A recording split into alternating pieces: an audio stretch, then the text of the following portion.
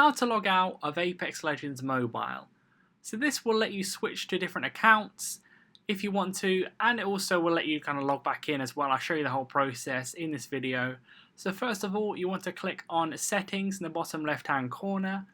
Then you should see towards the top right of the page a thing where it says logout.